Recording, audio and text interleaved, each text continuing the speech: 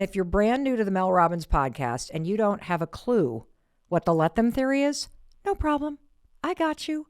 There is no person left behind when it comes to the Mel Robbins podcast because I know you're taking time for yourself to listen. And so I always take the time to make sure that we got you. And so let me tell you what the let them theory is. The let them theory is just this simple hack. And here it is. Whenever someone is doing something that you don't like, let them. Here's how it works. If your friends are not inviting you out to brunch this weekend, let them. If there's a person that you're really attracted to, you've been dating for a while, but they're not interested in a commitment with you, let them. If your kids don't want to go to a movie this weekend, let them. If your parents don't want to come see you over the holidays this year, let them. If your spouse jumps ahead in the series you've been watching together, you know how they do that, let them. See, the next time you feel yourself getting annoyed or upset or spiraling out of control, just say these two magic words, let them. It's very straightforward. There are millions of uses for it. And here's the coolest part. It works every single time you use it. Because every single time you quietly say to yourself, let them. I don't know what it is, but there's something about that phrase. It has this just magical way of diffusing all the frustration, disappointment, all the upset that you feel. And here's the thing. You're going to learn as I take calls from listeners that the let them theory is not about letting people walk all over you or treat you like crap. That's not what this is about. It's the opposite. You will be more in control when you use it. And here's why. See, when you say let them, you stop giving your time and energy to other people and to situations that you can't control. And you know what that allows you to do? It allows you to take your time and energy back and figure out what's going to work for you. Now, I've been using the let them theory for months, and I got to level with you about something. Before the let them theory, I cannot believe how much time and energy I had been wasting allowing myself to get so frustrated by stupid things, or how much energy I was burning through trying to control other people. And trust me, you start using it, you're going to see. And I can't wait for you to experience it. It's truly insane. And I want to tell you the story about how I discovered this, particularly in case you're brand new to the Mel Robbins podcast and this is the very first time that you're hearing about this let them theory. And so I'm going to tell you quickly the moment that I discovered this thing, and I need you to brace yourself, okay? Because this is such a stupid story. But I'm going to tell it to you because it really drives home this point that you and I waste so much time and energy trying to make the world match our expectations, and it's going to stop today. And you're doing the same thing in your relationships, and that's what's causing so many problems in your relationships. And so here's the story. So it was our son Oakley's junior prom, and I was just getting all worked up about so many dumb things. I mean, from the moment we got to the party, you know, where you're supposed to take all the photos before prom, all I could think about was all of the things that I wanted to be happening that weren't happening. I just got myself so worked up. You know how this happens in life where you just think things should be going a certain way and then you get annoyed that things aren't going a certain way. And then you start to try to control things or you're judgy about things. Well, that was me. So we walk into this pre-prom photo party. Holy cow, this is like a tongue twister. We walk into this party, right? And I'm like, why doesn't his date want a corsage? Why didn't all the parents dress up for this party? Why are the kids driving to the prom and not taking a bus to the prom? Why is it raining out right now? Why didn't our son bring an umbrella? And get ready for the really, really big thing that got me all twisted up into a knot. Why are these kids going to a taco stand and not going to a fancy restaurant for dinner before prom? And that's when my daughter, Kendall, reached over and ever so gently grabbed my arm and said, "Mom, it's Oakley's prom, not yours. If they want to go eat tacos in the pouring rain before prom, let them." And when she said, "let them," I don't know what happened. It's as if she clobbered me with a magic wand. Let them. Let them get soaked. Let them eat tacos. And as I said those two words, let them, it was wild. I felt the frustration leave my body.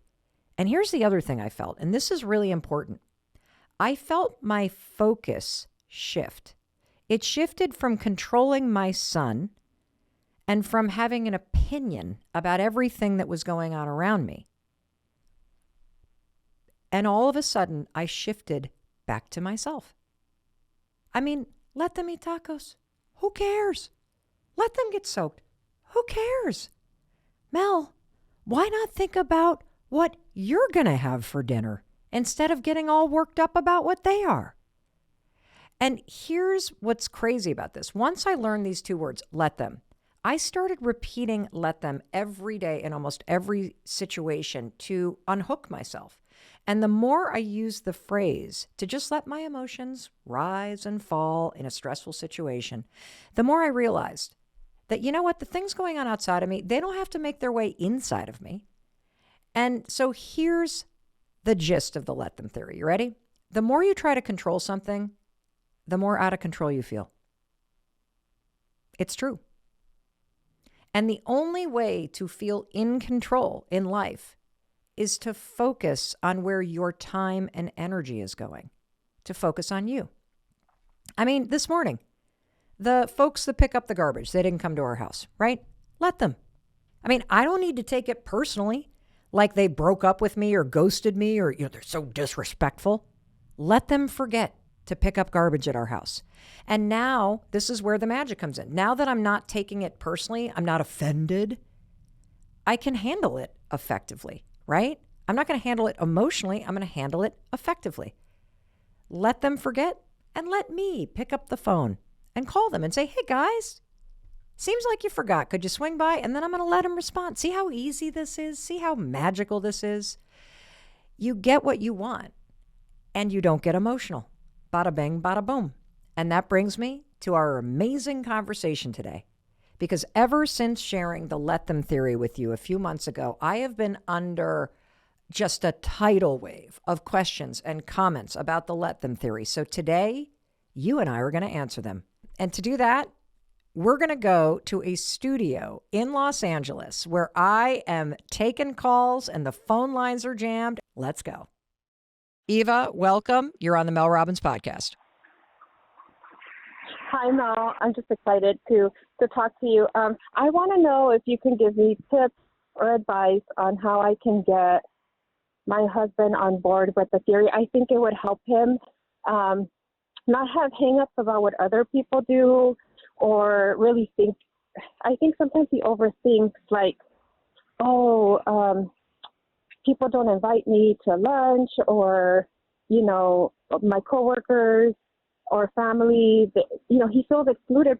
I'm trying to figure out how to get him involved or adopt this theory for himself. Yeah, it's a great question because the example that you used with your husband is one we can all relate to. You see other people going out, you're not invited, and then you start to spiral and it become more painful because you start to tell yourself, nobody likes me and I must have done something wrong and these people are jerks. And so it just builds and builds and builds. And the thing is that the let them theory works because of a fundamental fact about relationships.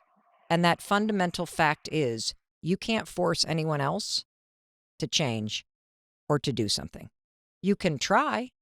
You can try with manipulation, with pushing, with pleading, with trying to be inspiring. But at the end of the day, somebody only does something because they want to do something. Tell me more about why you're worried about your husband and the stress or the pain he's causing himself by being focused on other people's drama or what they're doing.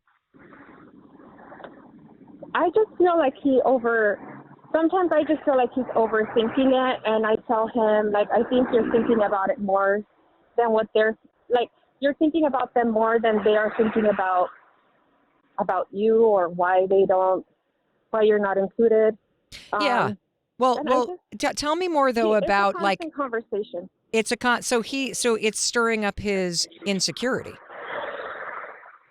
Exactly. I listen and I'm okay with listening, but I just feel like we're not doing anything different. Like it's always the same thing or pattern. with either colleagues or family members, that's always, I've noticed that's a theme with him. Like that conversation comes up. Sometimes when we're just talking and then it'll pop up. Well, this is very relatable because whether you're dealing with a husband who gets himself all worked up about what family's doing or work colleagues are doing or friends are doing, or you're dealing with a child who feels left out at school, or you're dealing with a friend who feels, like somebody just broke up with them and it's never going to work out for them, the stories that you tell yourself are way more painful than the actual thing that's happening. And the danger here, and you're witnessing it happening, is your husband is now stuck in this pattern that people leave him out. And he's stuck in this pattern of seeing all the places where he doesn't belong. And part of the reason why these patterns are so painful is you get stuck in the pattern and you don't realize you actually have the power to change this dynamic. And what you said earlier is also true, that he's thinking about it more than the people who are out to lunch, because you know what? They're not thinking about him at all because they didn't invite him to lunch. And so the fact that your husband is wasting time and causing himself pain by constantly focusing on all the places where he hasn't been invited, or the fact that his, siblings are getting together and they didn't ask him, and all this stuff, it just creates internal agita. And so here's how you get someone else to consider something, because you can't force him. Like, you can't tie him down to the bed and put earphones on him and force him to listen to Mel Robbins. Even if you did that, he wouldn't absorb it, so it's not going to work. But you could say to him, I'm concerned about you. I'm concerned about you because I'm seeing this pattern where you're focused on all of the people and the places where you're not invited, or you're not seen, or you're not respected. And it's becoming a pattern. And I don't want this for you. You're a much more powerful person. You deserve more in your life. And I just listened to this podcast with this woman that has 10 million followers. And I think you'd get a lot out of this chick. And I think this thing that she talks about called the let them theory, I think it might help you find your power and not get so pissed off about this petty, stupid stuff. And if you appeal to his greater self, and if you appeal to the fact that you want more for him, that might inspire him to see more for himself and to listen to the episode.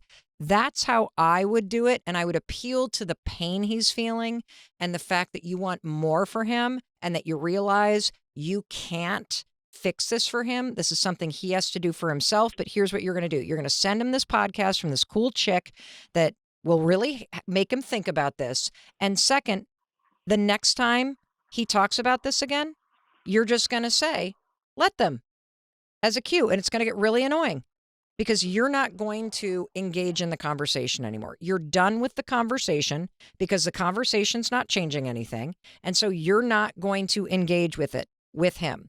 And that's what you're going to do, because that's what you can control. And this is how the let them theory works. You are going to let your husband get upset about what his siblings are doing. You are going to say, let them to him after you've already provided the support of the podcast episode. And then you're going to let your husband be mad that you said let them. And then you're going to let him continue to bitch about what's going on, because only your husband can fix this. And what I want to applaud you for is that you care so much about him, that you want this because you can see how much pain it's causing him. And the fact is, if we all stopped complaining about what's not working, or what other people are doing or not doing, or including us in or not, if we stopped doing that, we would find a lot of free time to make plans with people that we want to hang out with. And that's what's also available here. So I want to thank you for asking that question, because it is so relatable. I wish you and your husband the best of luck. Thank you for shoving that episode at him and seeing if he'll take a listen to it. And you not participating anymore and letting him sit in his misery, that's going to intensify the fire and might actually motivate him to do something about it. Thanks for calling. My parents have gone into a terrible financial crisis due to my father's gambling. You're not responsible for your father's gambling addiction, and you're not responsible for rescuing your mother from it.